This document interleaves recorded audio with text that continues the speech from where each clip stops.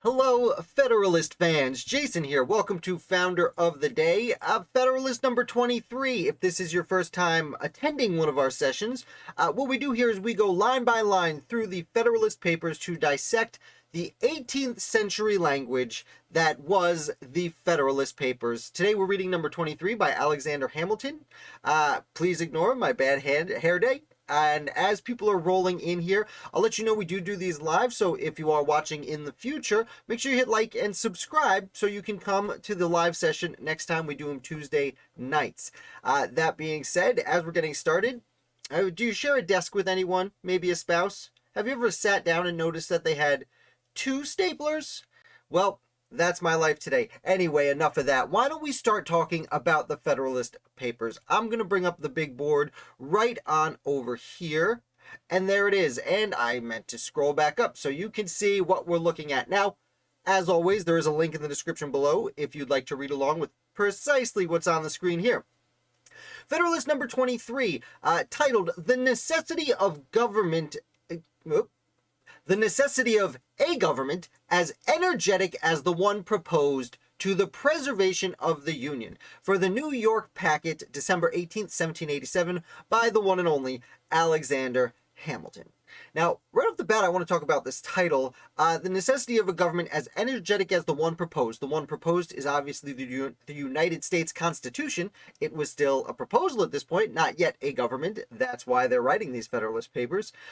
And it's to preserve the Union. So we see right off the bat that he's going to be arguing that in order to preserve the collective 13 states as one whole, you need an energetic government. Now, if you have watched these discussions in the past, you've noticed every time the word energetic has come up, I have pointed out, hey, look, they really like the idea of an energetic government, don't they? Hamilton, and as I always say, George Washington in his private correspondence, really liked the idea of a government that got involved with the economy, that could do things. It's not something we necessarily reflect on with the founders nowadays every time, but it was, in fact, what they were discussing at the time. So, without further ado, let's go into it and read what he has to say to the people of the state of New York. The necessity of a constitution at least equally energetic with the one proposed to the preservation of the Union is the point at the examination of which we are now arrived, which is a lengthy way to say we're going to talk about what the title says. We need a government at least as energetic as the Constitution to preserve the Union. So here, this is what we're discussing. So let's look at the next sentence here. This inquiry will naturally divide itself into three branches: the objects to be provided for by the federal government, the quantity of power necessary to accomplish those objects, the persons upon whom that power ought to operate. So, this discussion is going to have three parts. First of all, the objects to be provided for. So what is it that the federal government wants to do? We will then move on to the quantity of power necessary, as he says it. So how much power do we need to give this government to provide for the objects, the things it wants to do? And lastly, the person upon whom that power ought to operate, by which I presume he means both the people who can operate, people who have the power, and the people who will be subject to these rules and regulations. As always, I will remind you, I have read the Federalist Papers several times in my life, but I don't really pre-read them here. It's been about a year since I've read them last, so I have that little bit of spontaneity as we go along, instead of coming at you head on. I'm joining you in the discussion. So, its distribution and organization will more properly claim our attention under the succeeding head. So, we're going to read it organized like I said. We're going to follow the outline Hamilton just gave us. The principal purposes to be answered by union are these: the common defense of the members, the preservation of public peace as well against internal convulsions as external attacks, the regulation of commerce with other nations and between states, the superintendence of our intercourse, political and commercial, with foreign countries. So what he's saying in this short paragraph, aka long sentence, is he's discussing what the goals are of a constitution. First, common defense. So we need an army to protect ourselves. Yes, they wanted a standing army, those who were promoting the Constitution. The preservation of public peace. Okay, so peace not just from invasion, but also from what he calls internal convulsions, what we would think of as rebellion or insurrection, something of that nature. The regulation of commerce with other nations and between states. So the federal government, the reason Hamilton believes we need to unify under the Constitution is to help promote commerce, trade internationally, and trade between the states. Again, at the time, the states were, for all intents and purposes, separate nations. The Continental Congress had zero effect on any type of trade going between them. And then here he continues with superintendence of our intercourse, political and commercial, with foreign countries. So essentially, both referencing back to commerce, so trade with other countries, and diplomacy with other countries. Those are the main reasons we need to unite under one constitution. Okay, so let's see what he has to say. The authorities essential to the common defense are these: to raise armies, to build and equip fleets, to prescribe rules for the government of both, to direct their operations, to provide for their support. So the first and most important thing Hamilton's discussing when it comes to an energetic government and the need for the Constitution to preserve the Union is common defense. And we've been through this on several occasions while discussing the Federalist Papers. A lot of John Jay's work early on was about this. But he lists out the reason. We need to raise armies, and we need a navy. At that point, a navy was extremely important, arguably more important than an army for being over in the Americas. Also, you need the federal government to prescribe rules, to make regulations for the Army and the Navy, to oversee how they operated. You don't want them just running around on their own, and to provide for their support. So to find ways to fund the Army and the Navy. Now, I will remind you, these are Hamilton's capitals, not mine, and this sentence has a lot of them. These powers ought to exist without limitation, because it is impossible to foresee or define the extent and variety of a national exigency or the correspondent extent and variety of the means which may be necessary to satisfy them. Let's really dig into that. First of all, for whatever reason, I cannot pronounce the word exigencies. I don't know why. There's a lot of long words in these Federalist Papers that I have no problem with. That one particular word doesn't come out of my mouth, but the sentiment is there. It is impossible to foresee or define the extent and variety of national exigencies or the correspondent extent and variety of the means which may be necessary to satisfy them. What he's saying here is there is no way we can predict the future to figure out what will eventually be thrown our way, either from within or more likely from without. We don't know if all of Europe is going to unite into one extraordinarily powerful country and send 100,000 soldiers to come at us. We don't know. It seems unlikely, but it's impossible to say for sure. So, because of that, go back up here to the part that's not capitalized. These powers ought to exist without limitation. What Hamilton is very specifically saying here, and this will surprise many people nowadays who like to look back and say the founders were against standing armies. No, Alexander Hamilton is very specifically saying that the federal government under the Constitution should be able to build an army and a navy of unlimited size and be able to do absolutely anything with it while raising all the finances it needs to support it, because we don't know what the future holds. And it is in the most important reason he is saying here for the United States Constitution to unite these separate states under one banner is for common defense with a limitless army.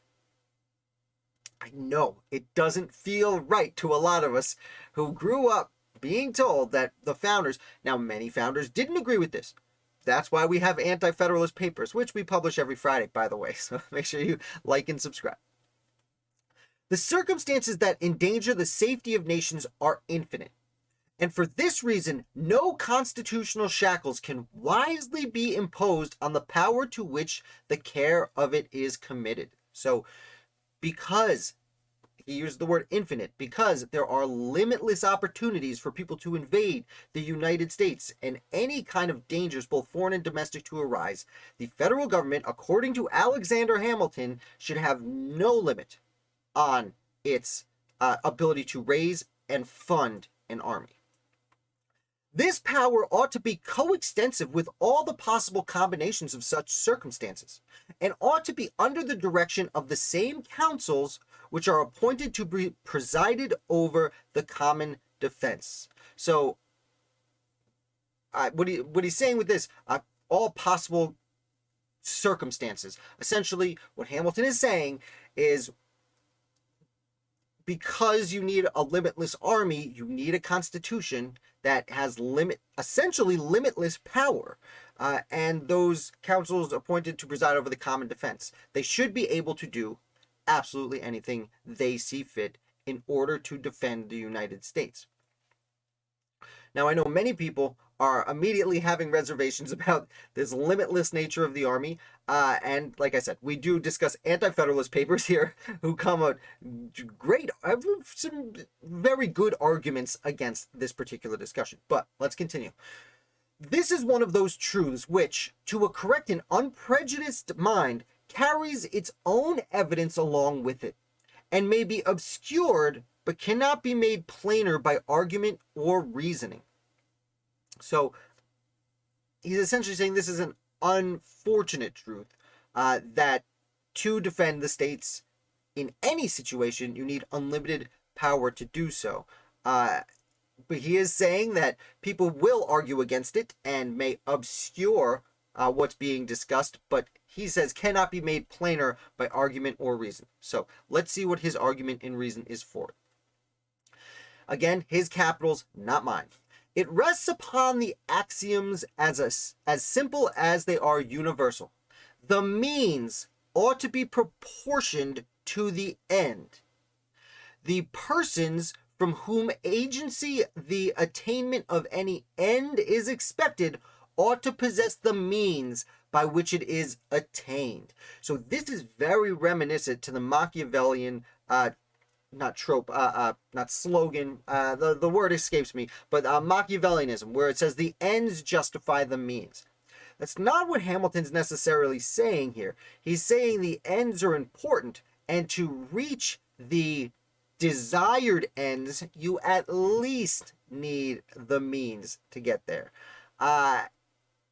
It's similar, but it's not exactly the same.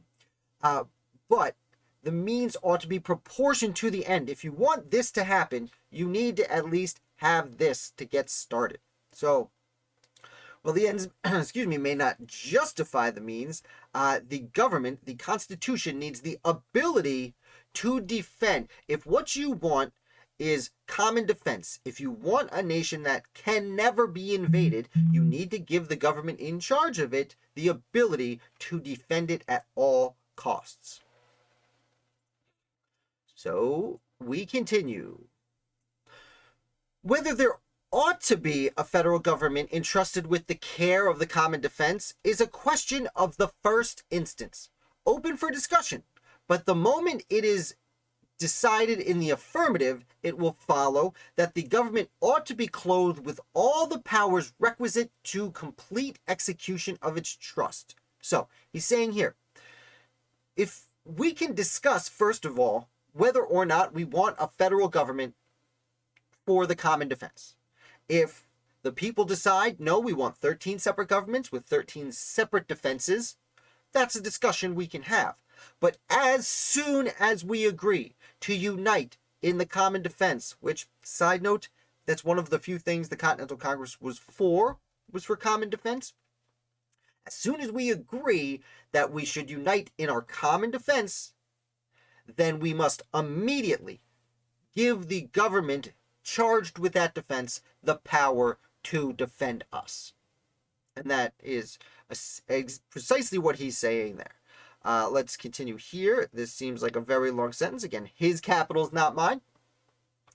And unless it can be shown that the circumstances which may affect the public safety are reducible within certain determined limits, unless the contrary of this position can be fairly and rationally disputed, it must be admitted as a necessary consequence that there can be no limitation of that authority which is to provide for the defense and protection of the community. And any matter essential to its efficacy is that is, in any matter essential to the formation, direction, or support of the national forces. So, that's a long sentence. We'll go back through it. Let's can be shown that the circumstances which may affect the public safety are reducible within certain determined limits, unless the contrary of this position can be fairly and rationally disputed. Okay, so what he's saying is, unless you can prove that there's only a certain limit as to what we will need to defend ourselves. Like he said earlier, we don't know what the future can hold. If Europe comes together and sends an army of 1 million people at us, we can't predict that happening. Now, what he's saying here is, if you can say Europe will never do something like that, if the people of anywhere in the world, suddenly India grows a massive army and wants to come invade America, can you verify for me that that will never happen? But as soon as you can't prove the unknown, we can't rationally have that conversation. And because of this, because that's the consequence, there can't be a limit for the defense.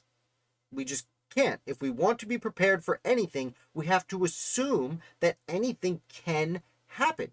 And in that situation, as Hamilton says here, it is a matter essential to its efficacy that the formation, direction, and support of national forces. We need to come together to be able to, and he's repeating here what he said at the beginning, we need to be able to create an army and navy, we need to have someone in control of the army and navy, and we need to be able to raise the money to pay for these national forces. He capitalizes national forces. As I've mentioned before, it takes him a little bit of time for the Federalists to actually start using the word national confidently, because many of the Anti-Federalists were afraid of that.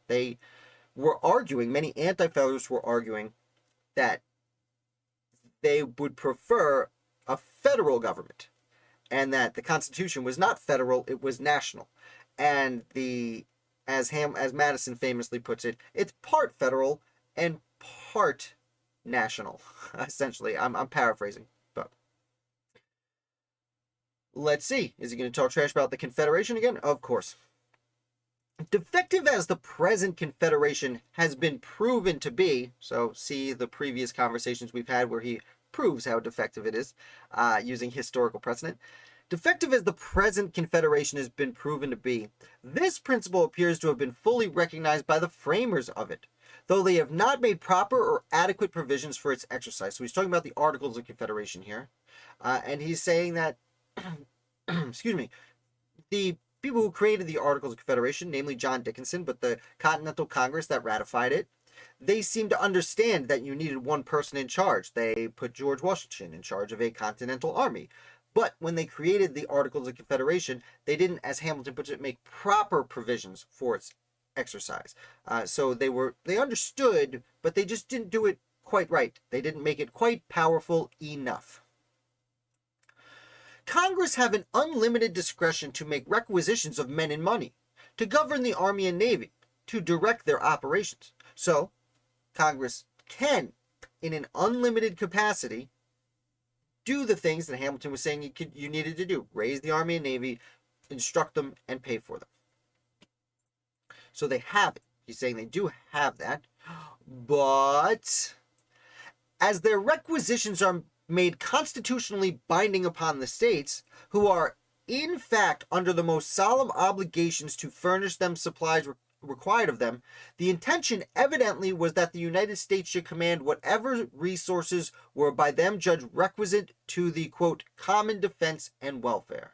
I'm sorry, he made a little bit of a change here and I missed it. He was talking about the Articles of Confederation, but quickly went to Congress, as in Congress under the Constitution.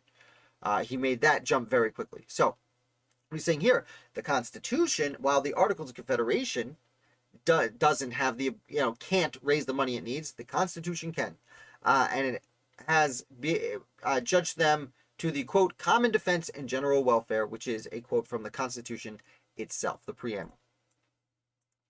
It was presumed that a sense of their true interests and a regard to the dictates of good faith would be found sufficient pledges for the punctual performance of the duties of the members of the federal head. No, I'm sorry. Okay.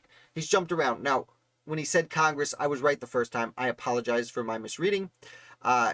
He's saying that the Articles of Confederation did have the ability. They did have were able to raise resources for the common defense and general welfare. And here he's saying they assumed that the states would be good for their word. And here he goes back to what he said dozens of times already. They weren't. Where is the end of this sentence? This seems to be a very long sentence, unless I've missed a period in here. Sometimes Hamilton runs on. Let's see. This experiment has, however, demonstrated that this expectation was ill-founded and illusory, and the observations made under the last head will, I imagine, have sufficed to convince the impartial and discerning that there is an absolute necessity for an entire change in the first principle of the system, that if we are in earnest about giving the Union energy and duration, we must abandon the vain project of legislating upon the states in their collective capacities. We must extend the laws of the federal government to the individual citizens of America. We must discard the fallacious scheme of quotas and requisitions as equally impractical and unjust. So that was the end of the sentence. Okay. There's a lot here. We must throw off the idea under the Articles of Confederation that the states are good for their word and will, when we give them quotas they need to meet, they will meet them out of the goodness of their hearts. He says that the discussion he's already had has already convinced you that we need a powerful army led by a powerful government, and we must abandon the first principle of that system. The first principle being that we make the Continental Congress under the Articles makes recommendations to the states and makes quotas and determinations upon the states that the states just fill out of the goodness of their hearts. That is what the principle that the Articles is based on, and we need to get rid of that principle. That if we are in earnest about giving the Union energy and duration, we must abandon the states in their collective capacities, aka we must abandon the states as individual units, and we must extend the laws of the federal government to the individual citizens. So it's no longer the Continental Congress should make requisitions to the states who are in control of the people. We must put the federal government in direct control of the people, is what Alexander Hamilton is saying right here. The result from all this is that the Union ought to be invested with full power to levy troops, to build and equip fleets, to raise the revenues which will be required for the formation and support of an army and navy in the customary and ordinary modes practiced in the other governments. So, again, he's repeating exactly the same thing Hamilton said a bunch of times to this point. We need a federal government to be able to raise an army and a navy, to control the army and the navy, and to pay for the army and the navy. Just like he says, ordinary modes practiced in other governments, by which he's basically referencing Europe. He continues here. If the circumstances of our country are such as to demand a compound instead of a simple, a confederate instead of a sole government, the essential point which will remain to be adjusted will be to discriminate the objects as far as it can be done, which shall ascertain to the different provinces or departments of power, allowing each the most ample authority for fulfilling the objects committed to its charge. This is a loaded sentence. Let's break it down. If the circumstances of our country demand a compound instead of a simple, a confederate instead of a sole government. So right there he's saying, if here in the United States we need to have the confederation with all these different governments kind of united, and what he says, a compound, so a difficult, tricky system instead of a simple one, the essential point will remain to be adjusted to discriminate the objects as far as it can be done, which shall appertain to the different provinces or departments. So he's capitalizing objects here. He's really focusing on that particular word. It's an interesting choice. The objects that he's quoting here are essentially the ones that he's referenced throughout this paper: raising an army and navy, controlling and paying for an army and navy. It will be left to the different states, or what he said, provinces or departments, the different states, allowing each the most ample authority for fulfilling the objects committed to its charge. So giving each state the power to raise their own army and their own navy. So let's see what he has to say about that. I'm assuring you he thinks it's a bad idea. Shall the Union be constituted the guardian of the common safety? So if all the 13 separate states have their own armies and navies, then what's the point of the Union? Is it really there to do its number one task, which is unite for common cause? Are fleets and armies revenues necessary to this purpose? So are fleets and armies and revenues necessary to this purpose? So does the Continental Congress, would it even need an army or a navy and money? Hamilton's in the middle of running through one of his I'm asking myself a bunch of questions, as he likes to do. The government of the Union must be empowered to pass all laws and to make all regulations which have relation to them. So now he's stepped one step past where he was, not just saying the government needs total unlimited power of raising armies and paying for armies. It now must be empowered to make all laws. The government should be able to make all laws. At least, as he's saying here, in relation to the Army and the Navy.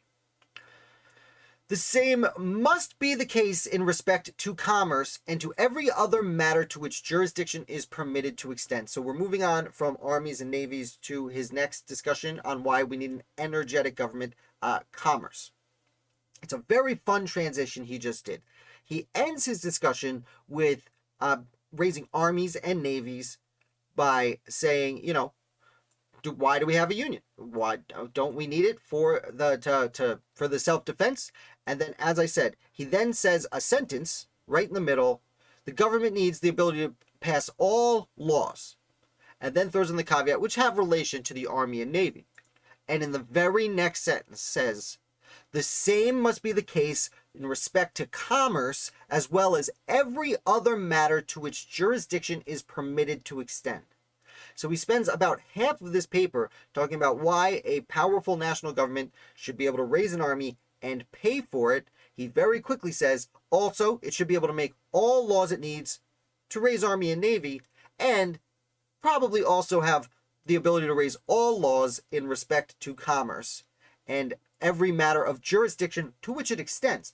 Again, as I always say, the Federalist Papers are propaganda, and I don't mean that in a negative way. They are written with the express intention of convincing the reader of the benefits of the United States Constitution. And they are written not just to say, here's how the Constitution works, here's why it's good. They're written, especially Hamilton's, in a really sexy, dolled up manner to get you to want to support the Constitution. Sometimes he's sneaky about it, as we just saw.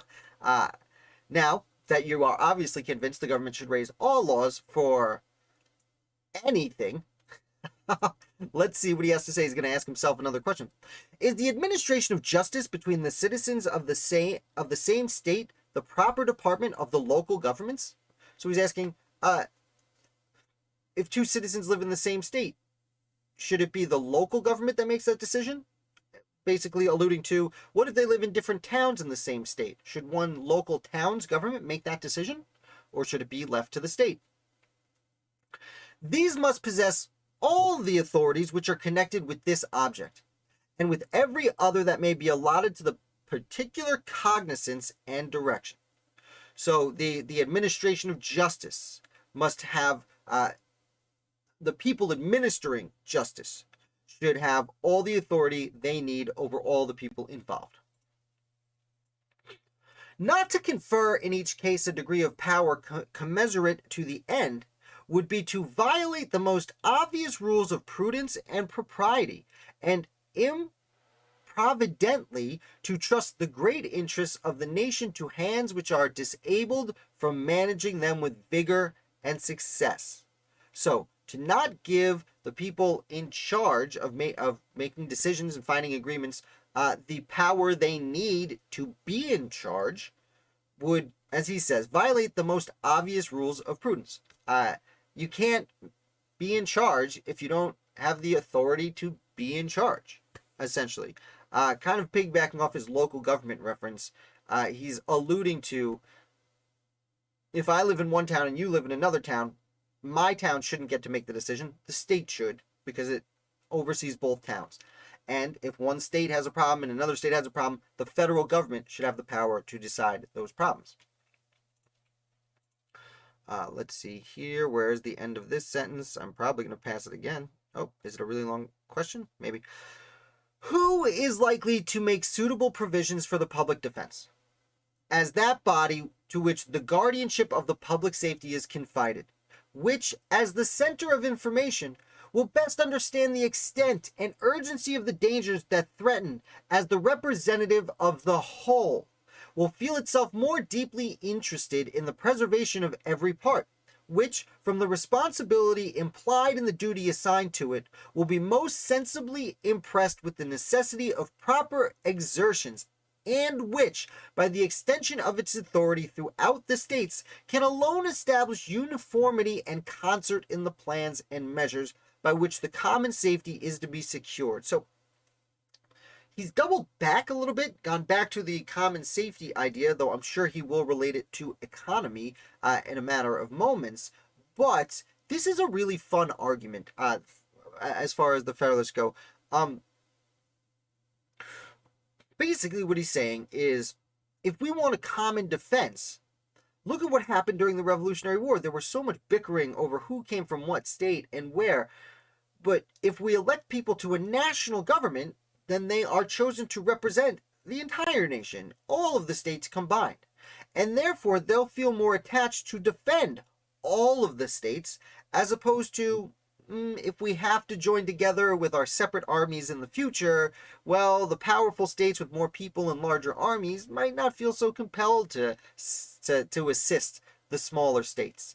But if we put those very leaders up top, if we take the leaders of New York and Virginia and Pennsylvania and put them in one national government, then they will all feel the obligation to work together for everyone's mutual protection. That's a very good argument, Hamilton. Well played. More questions. He loves asking himself questions. Is there not a manifest inconsistency in developing upon the federal government the care of the general defense, and leaving in the state governments the effective powers by which it is to be provided for? Again, he capitalized this word effective. What he's asking here, so not a man of inconsistency in devolving upon the federal government the care of the general defense. So why would we have, isn't it inconsistent? Does it really make sense to say the Continental Congress is in charge of all of our defenses when each state has the actual power to raise an army and provide for the defense, when the states are the ones who are really able to defend? Is it not a want of cooperation? Oh, I'm sorry, let me say that again. Is not a want of cooperation the infallible consequence of such a system? So he's using the want in the old-timey way here. The word want,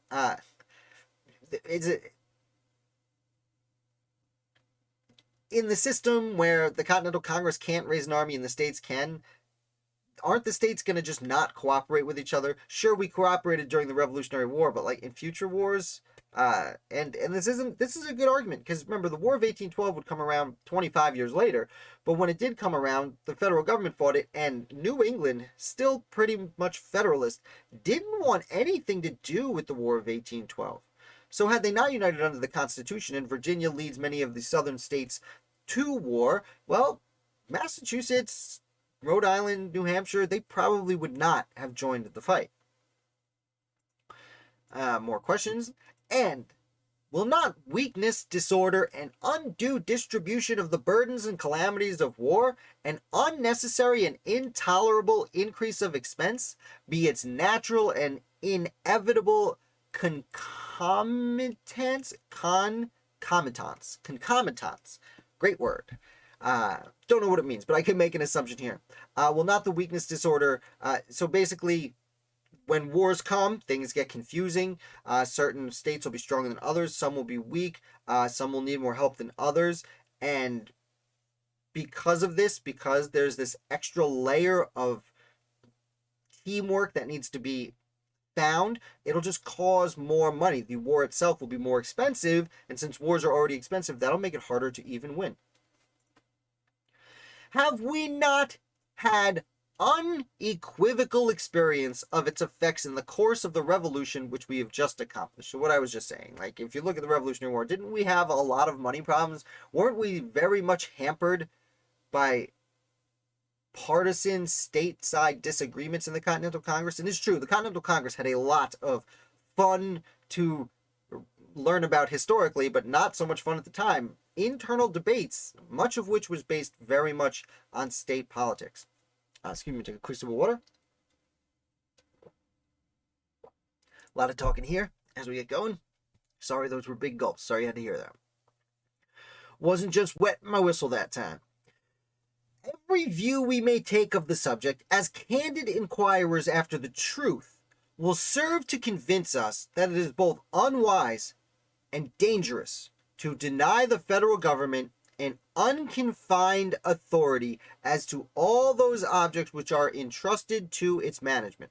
So, looking back, candid inquirers after truth. So, smart people who know how to reason will look and realize that without a federal government, a national government, that can make any law it wants, to raise as big an army and navy as it wants, to pay for and control as big an army as it wants, will be unwise, because for reasons as he said earlier, and we need the federal government to manage it because we can't rely on the Continental Congress under the Articles of Confederation, often called the Confederation Congress at that point historically, but not at the time. They continued to call themselves the Continental Congress under the Articles.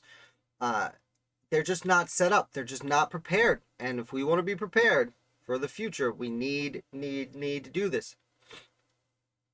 It will indeed deserve the most vigilant and careful attention of the people, to see that it be modeled in such a manner as to admit of it being safely vested with the requisite powers. So, the people, the average citizens, need to pay attention when this army is being created, to admit it being safely vested with the requisite powers. So the people need to pay attention and make sure the army doesn't get too big. I'm not going to... let's see what else he has to say before I comment too much. If any plan which has been, or maybe, offered to our consideration should not, upon a dispassionate inspection, be found to answer the description, it ought to be rejected. So if no government can be in this position, I'm going to go back to this last sentence. He's kind of blowing through it. It's up to the people to make sure the army doesn't get too big and out of control if it's not safely given these powers. But as soon as it's not safely given these powers, suddenly you have a gigantic army that the people can't stop. It's a little bit my opinion, but I did want to throw it in there. It's okay. It's not just my opinion. I read a lot of Anti-Federalist papers. If you're new here, subscribe. Put out Anti-Federalist Fridays every week. It is the Anti-Federalist opinion that, no, it will be too little too late. All right, and he says here, just read through this one, if you got a better plan, I'd like to hear it. Thanks, Hammy. Okay, again, his capital's not mine. A government, the constitution of which renders it unfit to be trusted with all the powers of a free people, ought to delegate to any government, would be an unsafe and improper depository of the national interests. So he's defending against what I basically just said here, that if a constitution, the Constitution needs to give these powers to raise an unlimited army. But if a free people, if it can't be trusted by the people, then it ought not to delegate to any government. Then no government if the people can't trust the Constitution needs the power to raise an unlimited army, but if the people can't trust that Constitution, then it should not be used. It would be unsafe and improper depository of the national interest. Okay. Wherever these can with propriety be confided, the conceded powers may safely accompany them. So if the people are comfortable that the Constitution restrains these unlimited powers in the appropriate way, then you can enjoy the free government they are offering. This is the true result of all just reasoning upon the subject. So if you're a smart person, this is what you'll figure out eventually, according to Hamilton. And the adversaries of the plan promulgated by the convention ought to have confided themselves to showing that the internal structure of the proposed government was such as to render it unworthy of the confidence of the people. Now that's a very fun discussion. What he's saying here is the adversaries of the plan. So the Anti-Federalists, as he called them, they didn't call themselves that. The Anti-Federalists need to demonstrate that it's the structure of the Constitution itself that cannot control the unlimited power given to the federal government to run the army. Now, I assure you that is what they were trying to accomplish as we read through the Anti-Federalist papers, of course. Essentially, what Hamilton's saying is you need a federal government. And he's alluding, he hasn't outright said it in this paper, they do discuss it in other Federalist papers, that the United States Constitution was written in an appropriate fashion to make sure that even though the army is unlimited, and the people leading the army have total control, and any law can be passed to raise any amount of money to support the army, this Constitution is written in such a way as that the people with this unlimited power are, in fact, limited through the series of checks and balances instituted in the document itself. And therefore, in this sentence, he's saying the Anti-Federalists, the only thing they should be arguing, according to Hamilton, who again is on the other side of the political spectrum, the only thing they should be arguing is that the Constitution does not have the appropriate checks and balances to make sure that tyranny does not befall the United States under this unlimited power of army and navy. And many of them do, for the most part. They do have a lot of other complaints, but that is the primary goal of most of the Anti-Federalists. And as we've seen, many of them also make interesting arguments. They ought not to have wandered into inflammatory declamations and unmeaning cavils about the extent of the powers. So he's saying the Anti-Federalists need to prove there's problems with the Constitution itself. They shouldn't be going and talking about how the government has too much power, which again is something many of the Anti-Federalists would say. Like, this government's way too big. It's got way too much power. But this paper, the entire time, Hamilton has been arguing, no, the government needs unlimited power. So if they're arguing that it shouldn't, that's just a stupid argument, in his opinion. Don't even listen to him. As opposed to arguing that there are problems with the structure of the government itself. Excuse me, please, one moment. I'm all choked up here, Hammy. The power... Excuse me, I was choked up. The powers are not too extensive for the objects of a federal administration, or, in other words, for the management of our national interests, nor can any satisfactory argument be framed to show that they are changeable with such an excess. So again, like he was saying, the ends need to equal the means. The powers of the Constitution are very powerful because the object is a very powerful army that can defend the nation at large. Nor can any satisfactory be framed to show they are chargeable with such an excess. So what he's saying by that is you really can't prove that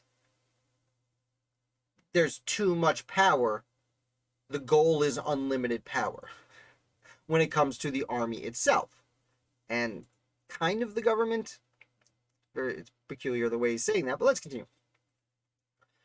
If it be true, as has been insinuated by some of the writers on the other side, that the difficulty arises from the nature of things, and that the extent of the country will not permit us to form a government in which such ample powers can safely be reposed, it would prove that we ought to contract our views and resort to the expedient of separate confederacies, which will move within more practicable spheres. So, some anti-federalists have been saying that many anti-federalists were saying that it's just too big. The United States is just too big a place with too many people to unite under one government and still have a republican government, or as they would call it, a free government.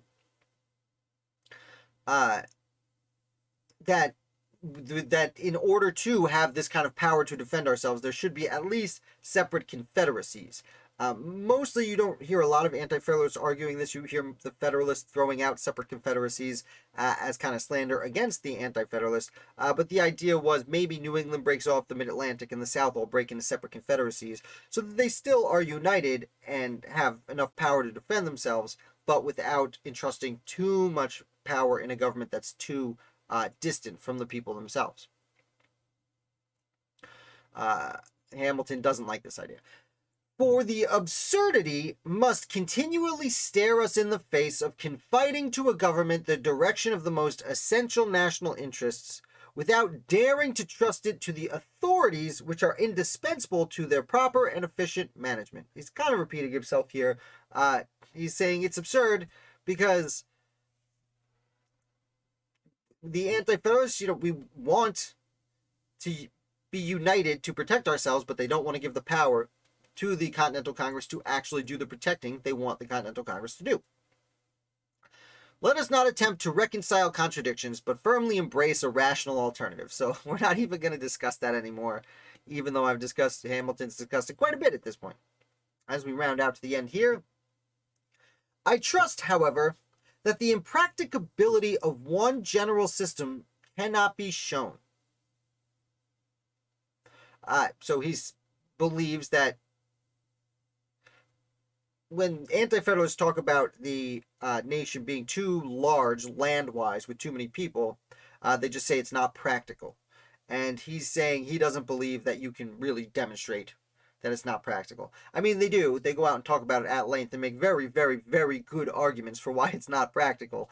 But Hamilton, obviously, he wants to change their mind, but his mind can never be changed.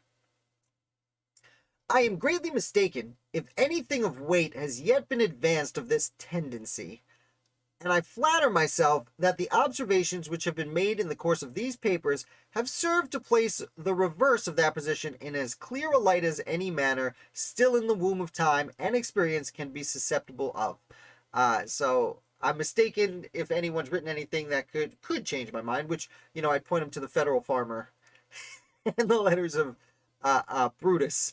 Many of those had already come out at this point. There were many more anti-federalists who already made this point, but those are the two big ones that really threw this point home by then. But he must be mistaken. He hasn't seen them. And he flatters himself that everyone's read what I have to say. Alexander Hamilton, you've read what I have to say. I know in the previous papers I've written, you've come to agree with everything I've said, obviously. Cool, bro. This, at all events, must be evident, that the very difficulty itself, drawn from the extent of the country, is the strongest argument in favor of an energetic government, for any other can certainly never preserve the union of so large an empire. So, what he's saying here is, the only way to preserve a union of this big country is to unite under one government. The Anti-Federalists seem to think a confederation could stay united with most of the power being left to the states, and to unite under one government would destroy the ability to maintain a free government. Hamilton is arguing exactly the opposite here, that the only way to preserve the Union, the only way to stay together and have mutual defense is for one large, and as he loves to say, energetic government. If we embrace the tenets of those who oppose the adoption of the proposed Constitution as the standard of our political creed, we cannot fail to verify the gloomy doctrines which predict the impracticability of a national system pervading entire limits of the present Confederacy. Publius. So, he closes by saying, if we listen to the Anti-Federalists, then we will realize how impractical it is to stay united, and we will not be united any longer. Publius, aka Alexander Hamilton. With that being said, I'm going to bring myself back up here. We'll do a little bit of a review. So, the main core, if you've watched this far, you realize he said over and over and over and over again that the first goal of a government should be the defense of the nation, both from insurrection within and primarily from invasion without. He argues that we cannot predict what the future might hold, and therefore we should pay very close attention to that. You know what? One sec. I'm just going to pop this up. Let me take a quick sip of water. Sorry, I just read for 50 minutes. Got to collect my thoughts for a second. All right, now we'll review. So, in summation of Federalist number 23, Hamilton spends most of the time repeating himself over and over again, discussing the need for an unlimited ability of a federal government for common defense, both within and from without. The unlimited ability under the Constitution for the federal government, the national government, as he's begun to call it, to raise an army and a navy, to have complete control over their actions, and to be able to pay for that army. During the discussion, he even says that any laws should be permitted for the government to effect directly on the citizens, not just on the states, in an effort to raise this army. Again, it is a little bit... Many of us learned that the founders were not for a standing army, and many of them were against a standing army. But Federalist number 23, Hamilton is very much arguing for the ability to raise an army at any time, for any reason, at all costs. He says it over and over again, really drills it home. He speaks about an energetic government. He did allude in the opening of Federalist number 23 for the government to have the ability, for the unlimited power to extend to commercial interests. Now, he doesn't get into this in this particular paper. It does appear that he will get into it in future papers. They have already discussed it a little bit in previous papers. But the primary goal of Federalist number 23 is to get real into the weeds and essentially say we need unlimited power for the Army and the Navy. He also goes into the Articles of Confederation and talks about the Continental Congress and how the first goal of the Continental Congress was exactly that. It was created to make an army to fight in the Revolutionary War. However, this first goal, it was entirely based off the idea that the states, if we make requests to the states, if we give the states quotas, they'll give us soldiers and they'll give us money to pay for the army because they want to be good team players. And he points out this is not how it went down pretty much at all. He notes that there was a lot of infighting between the different states to get more for their individual state, as opposed to if we bring in one national government, then the one national government will be concerned with all of the nation. He throws off anti-federalist arguments that the same thing's going to happen. People are going to show up and want things for their states. He believes that statesmen who are elected to Congress and the presidency, they will understand that they are there to represent the nation as a whole, and because they are having discussions that affect the entire nation, they will gradually become more tied to the nation at large, and therefore, when it comes to defense, be more concerned with defending the borders of the entire nation than, say, if the armies were broken down into separate states. If the states were broken down into separate nations and each had their own separate army, well, then they would be more concerned with defending themselves and only seemingly assist their neighbors if it was part of their self-interest. So, thank you very much. I hope you enjoyed this video. Do me a favor and hit like. If you're new here, subscribe. These are live videos. This is the end of a live video that I put out every Tuesday at 9 p.m. Eastern Time. For those of you who watch this far, thank you so much. If you like live videos, don't forget, Thursdays we do trivia at 9 p.m. Eastern. And if you want to support the channel, join us on Patreon. I do a live discussion on Sunday evenings for the Patriots on Patreon. Thank you for watching. Hope you learned a little bit. I feel like I did. And I will be back, like I said, trivia on Thursdays, other videos all week long, and Federalist paper number 24 next Tuesday.